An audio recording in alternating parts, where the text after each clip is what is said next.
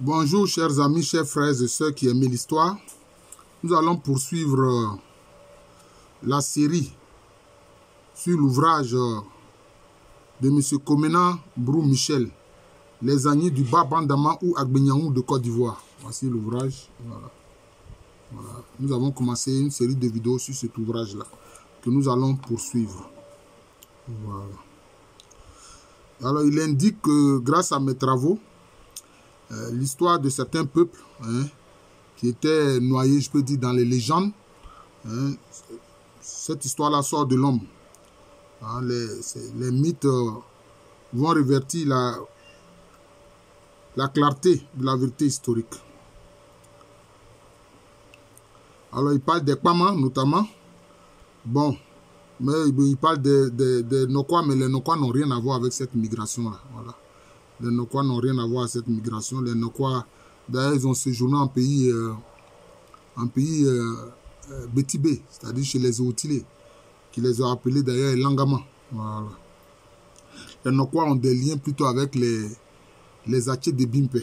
Voilà. Donc, ils citent ceux qui ont des liens d'origine avec les Kpama, c'est-à-dire les Nago, les Akandje, Bago. En fait, c'est la localité.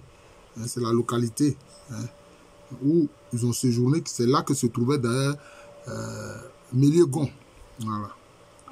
Il y a des peuples d'origine Ga justement qui ont participé à cette migration-là. Et puis, c'est la migration que j'ai appelée la migration Akbafou, Ga, Krobo, Adela, Vatim, dont certains ont séjourné dans le Baoulé pour donner les groupes comme les Akwatifoué, les Wamla, les Nguin, etc. Voilà. Alors, il parle aussi d'autres groupes comme les Brekegonais, mais en fait, les Breke, c'est le surnom du crocodile. Donc, c'est une fraction des Bétibé. Une fraction des Bétibé. Et c'est eux qui sont à Cocody Village. Maintenant, les Pépéiré, c'est eux qui sont allés en pays Haïti. Les Aladians, ils appartiennent à une migration particulière qu'on appelle les Abrèmes. Ils sont des Abrèmes. Et puis maintenant, les Avikam sont constitués de 6 sous-ensembles, pour ne pas dire 6 sous-groupes. Voilà. Donc, à l'intérieur des Avikam, vous avez des éléments d'origine aladian, c'est ceux-là qu'on appelle les Akuri, qui sont par exemple à Toukoujou, aux Alem. Bon. Maintenant, ceux qui appartiennent à cette migration des Kpama au sein des Avikam, ce sont les Panda. D'ailleurs, chaque fois, on remarque la racine Pa. Kpama, Panda, Akpatoufoué, etc. On remarque cela. Alors, au XVIIe siècle, comme il est dit, est marqué par l'arrivée massive de ce qu'on appelle les Tchassa. Mais en fait, ce sont les Batra ou les Assrins. D'ailleurs, ce groupe-là, la famille qui est restée justement à Tchassali, on l'appelle Patabouebo. C'est-à-dire les Patas sous le rocher. Pour ne pas dire les Akpatou sous le rocher. Les Mbatra, les Assrins. Bon, les Mbatra et Assrins, c'est la même chose. Et les Akrou, dont certains se sont installés d'ailleurs en pays baoulé qui ont donné les Akroufoué, qui sont en Debou, notamment dans la zone de l'Olobo actuelle. Voilà. Puis maintenant, il y a les Krobou qui sont à Ores Krobou. Voilà. Et puis, il y a certains qui sont dans le pays baoulé, les Akroufoué. Voilà. Voilà. Alors, donc, il parle de l'installation de certains de ces groupes-là sur les rivages de la rivière Tchébi ou Kavi. Voilà. Alors, il dit que ces populations se déplacent parce qu'elles sont en quête de sécurité et de paix. Voilà.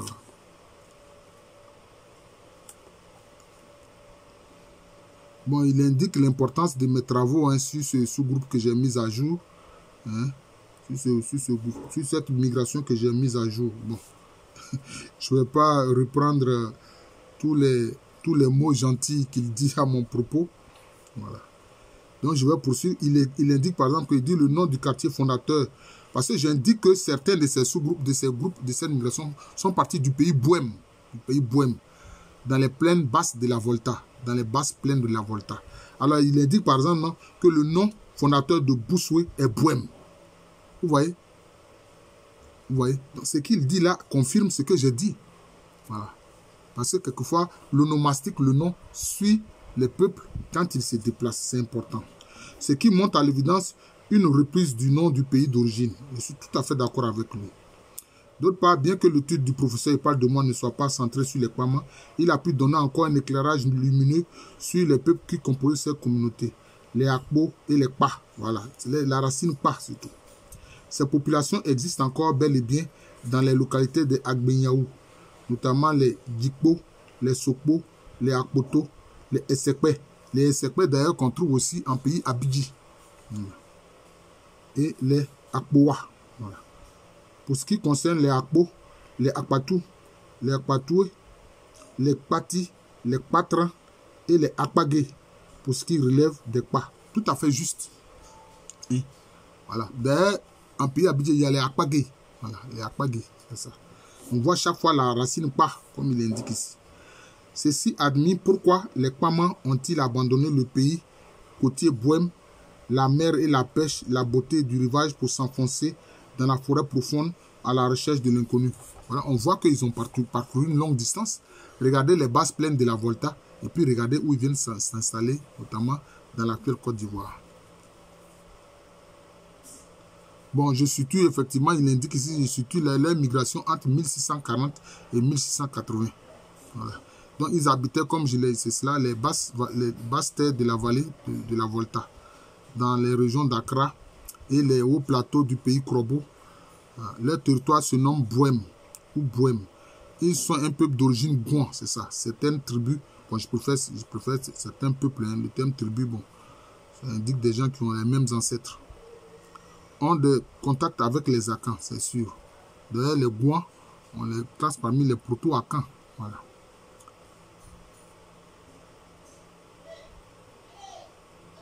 Selon lui, les Kpaman, il parle de moi, hein, le professeur Alou. Selon lui, les Kpaman abandonnent leurs terres pour se réfugier dans la forêt du fait de l'expansion du royaume de l'Akwamou. Voilà, l'expansion de l'Akwamou. Donc, moi, pour moi, j'indique justement que l'expansion de l'Akwamou est à l'origine de ces migrations du XVIIe siècle, qui ont touché les régions d'Accra, la basse vallée de la Volta, le pays Krobo, le royaume d'Aguna, etc. Voilà, c'est ça.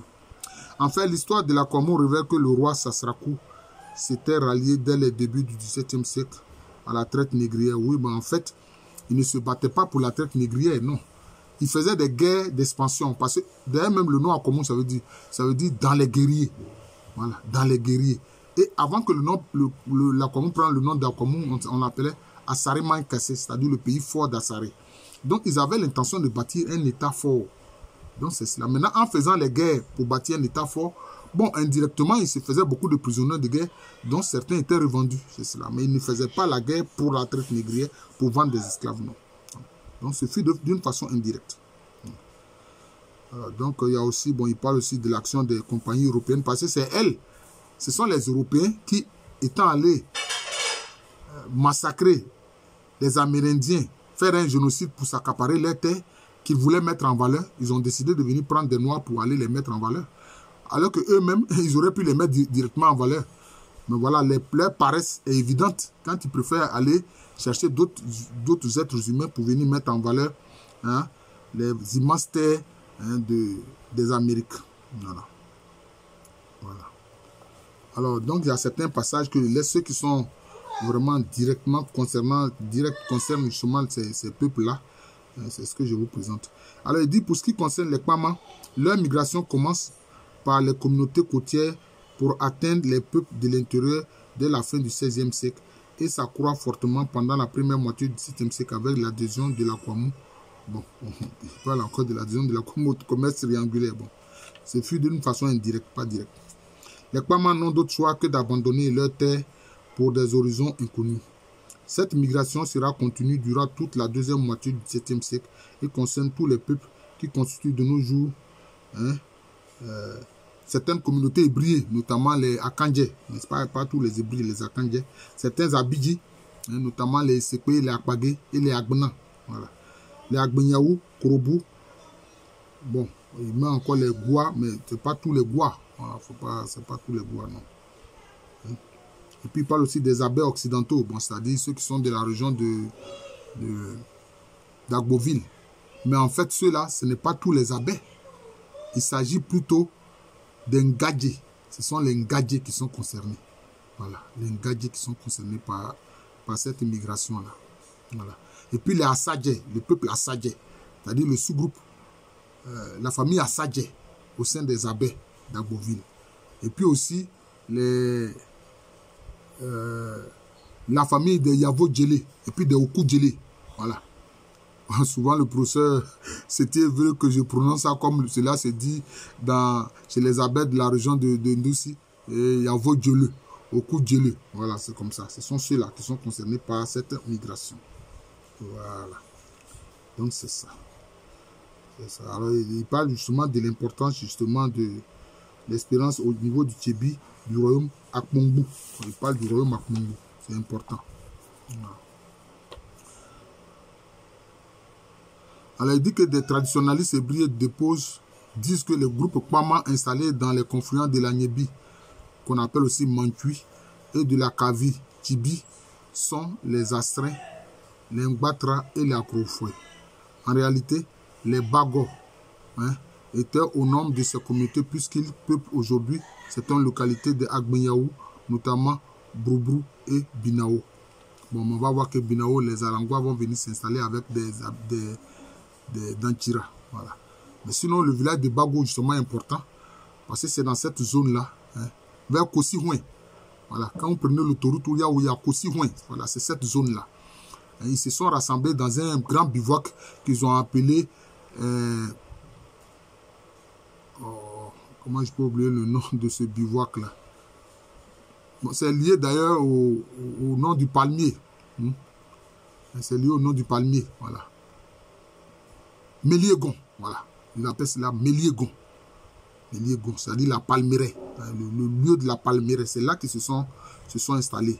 D'abord, c'est là qu'ils ont créé le bivouac. Et c'est là, à côté de cet endroit-là, qu'est encore le village de Bago. Voilà. Alors, il dit que plusieurs chefs ont conduit les populations dans ce territoire qui constitue de nos jours le territoire des Abidji et Kroubou, mais qui fut aussi celui des premiers ancêtres des Agbenyaou. Ok. Alors, pour les traditionalistes Abidji, leurs chefs de migration étaient Kongoï, Yangoji et Badi. Cette migration est consécutive à une guerre durant laquelle les Européens avaient pris le parti de leurs adversaires. Il était aisé de déduire que les traitants européens soutenaient leurs alliés nègres en vue de leur fournir des captifs de guerre. Bon, c'est possible. C'est possible. Ouais, quelquefois, ça arrivait. Ouais. D'ailleurs, qu'est-ce qu'ils faisaient? Quand des peuples allaient en guerre, ils leur fournissaient de la poudre à canon et puis les fusils pour dire, bon, si d'aventure vous capturez des prisonniers de guerre, bon, on vous demande de nous les vendre. Bon, c'était comme ça. Mais sinon, les raisons de ces guerres-là il y avait toujours des causes, des raisons locales à ces guerres. Ça, il faut comprendre cela. Parce que les Africains aussi avaient l'intention aussi de bâtir des grands royaumes. Et cela passe souvent par la guerre. Il faut comprendre ça. Alors, il parle justement des traditionalistes Agbenyaou, notamment Nana Ebo Aoura. Vous voyez le nom Aoura, qui veut dire en fait maître ou seigneur. Chez les Nzma, même c'est devenu un mot qui veut dire seigneur, c'est-à-dire Aoulaï. Voilà, Aoura. Et puis Kofi Yoboué affirme que l'homme qui a conduit les Astrins sur les rivages de Tibi, ou s'appelle aussi Kavi, s'appelle Golibier. Le départ du pays ancestral s'explique également par les guerres avec la participation des Blancs. Bon, là, c'était surtout sur le littoral Fanti. En recoupant les faits historiques, sociaux et culturels, le chercheur aboutit à la conclusion que la migration des Abidji et celle des Kwama-Astrins est une migration unique. Mais ce n'est pas de tous les Abidji. Voilà. Ce n'est pas de tous les Abidji, c'est de certains Abidji, c'est-à-dire la migration, les Abidji Esekpe, Akpagé et Agbna. Voilà, ceux-là, ils appartiennent à cette migration-là. Alors, elle s'est étendue sur une longue période pendant tout le XVIIe siècle, mais elle concerne les mêmes populations de la basse vallée de la Volta. Ça, c'est tout à fait exact. Voilà. Pour justifier nos déductions, nous nous fondons sur les travaux du docteur Amani Ngouran. Nyangouran Félix, lui aussi, il a fait un travail très intéressant sur les Abidji. Dans son ouvrage, Les Abidji, un peuple lagunaire de Côte d'Ivoire du 8e siècle, du professeur René Kwame Alou, Côte d'Ivoire, les premiers habitants. Moi, j'ai fait cet ouvrage, le professeur Goné. Je ne sais pas si l'avoir écrit cela. Et puis aussi, il y a les dépositions des traditionnels Abidji de Sayue, notamment d'Agrindri Emmanuel et Teninja. Selon ces témoignages, les groupes de population composant les migrations Abidji sont les Esekpe et les Akpagé, venus ensemble les uns à la suite des autres, conduits respectivement par Yangoudi et Ahuibadi. Mais en fait, il y a aussi les Agbna. Et ils étaient du royaume de Agona. Voilà, il y avait un royaume sur le littoral qu'on appelle Agona. Voilà. que aussi les Akwamou ont attaqué et vaincu. L'autre lignage venu à la suite des deux autres est composé des Agbna, voilà, fondateurs de Sikensi, c'est ce que je disais, les Agbna. Voilà. D'ailleurs, à travers Agbna, on reconnaît Aguna. Voilà, c'est cela. L'onomastique est importante parce que quand les peuples se déplacent, souvent le nom les accompagne, mais il peut y avoir quelques modifications, mais il faut que l'historien parvienne à les reconnaître. C'est important. Les migrants abidji du 7e siècle sont donc les Esekpe, les Akpagé et les Agbna, c'est ça. Quant aux Akpama Asrin, les éléments composant les lignages de leur population sont les Akpo, les Kpa et les Agbinya. Ceux-ci sont répartis en des sous-lignages ainsi énumérés. Alors, il énumère les sous-lignages là. Vous avez les lignages Akpo, Djikpo, Sokpo, Akpo, Akpoto, Mpato et les sous-lignages Kpa, Akpadji, Patran, Pati, qu'on appelle aussi Petit, et puis Akpatoué. Vous voyez toujours la racine, c'est important. De ce qui précède, il est aisé de conclure que le lignage Esekpe des Abidji correspond à celui des Akpo, plus précisément au sous-groupe Sokpo. Seules les nuances culturelles ont pu produire une altération dans la prononciation du mot initial. C'est ce que je disais. Et là, il faut pouvoir les reconnaître. C'est très important. De même, le lignage Akpagé des Abidji correspond à celui des Akpadji des Kpama. Cette correspondance s'observe aussi quand on compare les Agbna des Abidji avec les Agbinya des Kpama. On peut déduire que les communautés des Abidji actuelles et celles des ancêtres des Agbenyaou, des Kpama, sont issues des mêmes migrations. Seule leur distribution spatiale et les spécificités dialectales ont pu produire des nuances linguistiques dans la dénomination des populations. Il faut donc admettre que les ancêtres des Abidji et ceux des Agbenyaou actuels étaient issus des mêmes peuples. C'étaient des Kpama dont les clans vont dériver au gré des rencontres, des alliances au cours des migrations en Hébrié, Abé, Abidji et Agbenyaou.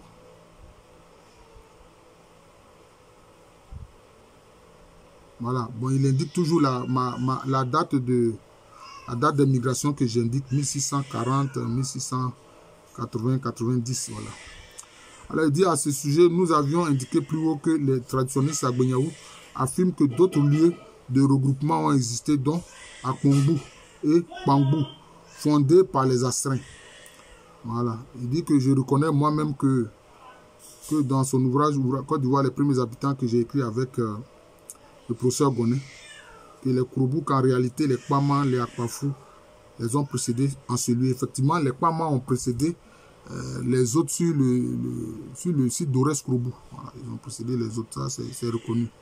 Voilà.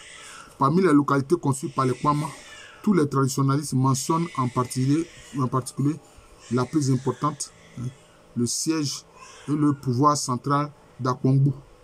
Dans la langue des Kpama Astrins, le Yé, on dirait que le Yé c'était leur langue. Akongbu procède de Akpo, identité du peuple Akpo, et Ngbu, qui veut dire village ou siège. Donc Akongbu, ça veut dire le village ou le siège des Akpo. Akongbu est donc le village du lignage Akpo. Lignage aîné des Astrins. Ok, d'accord. Bien plus tard, les Kpama s'installeront tout près d'eux. Abou, venu d'Ores Kouroubou, pour fonder un campement qui deviendra un gros village du nom de Aboudé Kwassikro. Les traditionalistes d'Aboudé Kwassikro sont bien instruits de la présence antérieure sur les lieux des Kpama et de leur capitale Akongbu, dont la matérialité est connue d'eux et dont les traces sont attestées par Bernard Horace dans son ouvrage. Note préliminaire sur les vestiges d'un peuplement ancien dans la région d'Aboudé. Bulletin mémoire de la Société d'anthropologie. Bon, il cite le texte devant la source.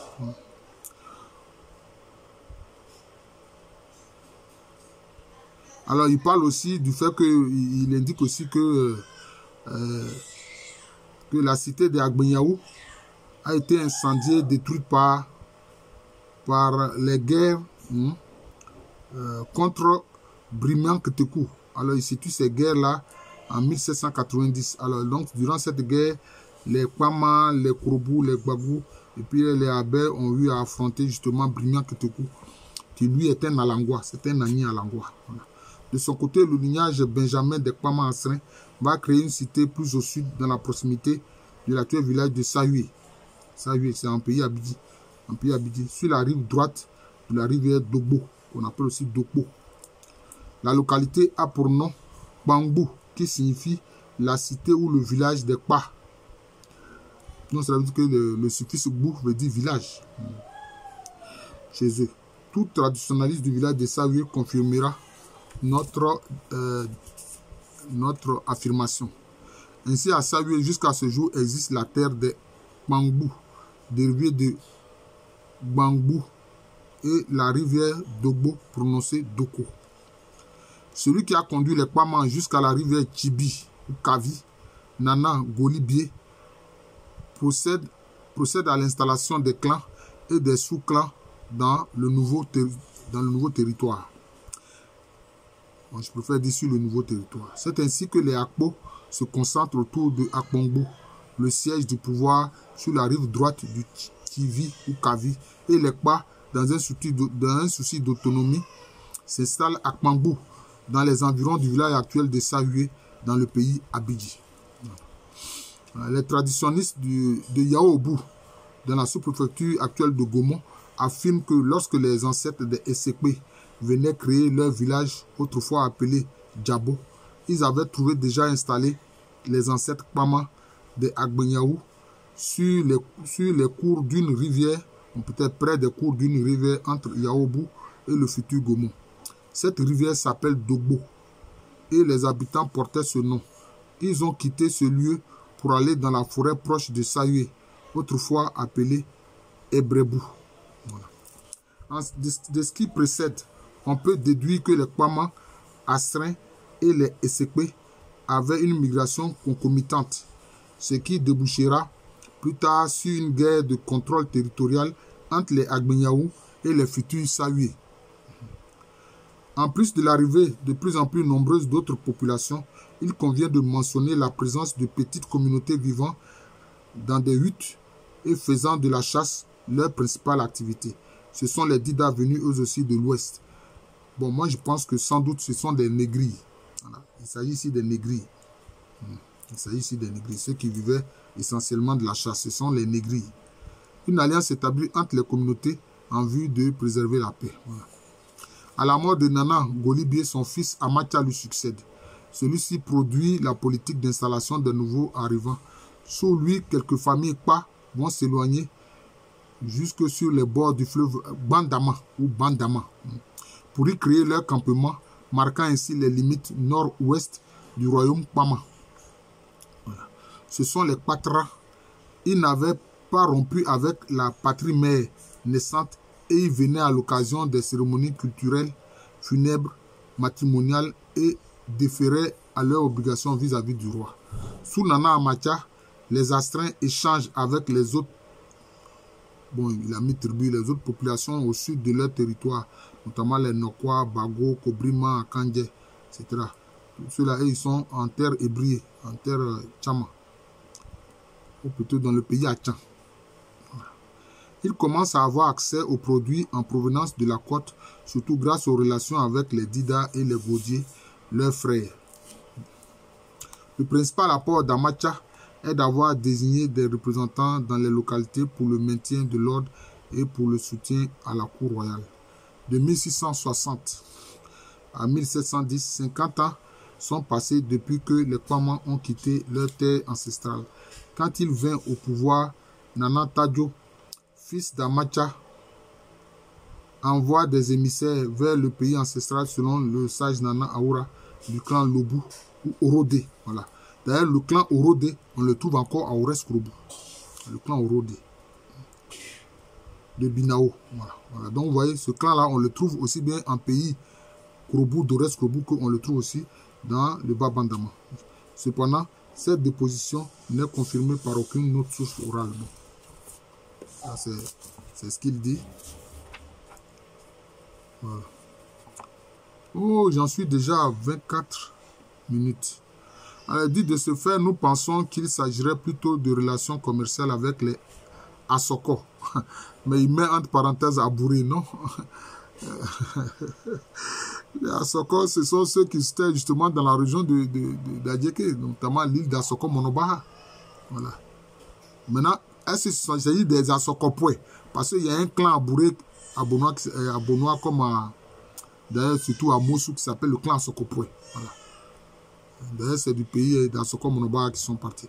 Toujours est-il que ce fut le début du commerce qui va grandir entre Akbongbou et le pays côtier. Voilà, donc c'est cela. Les produits d'échange portaient sur l'huile de palme, l'huile des graines de palme, l'igname, le taro, les pépites d'or, les noix de cola, contre la vaisselle, les meubles, les tissus, les armes à feu, l'alcool, le tabac, les commodités nouvelles, chaises, miroirs, verres, etc. Voilà.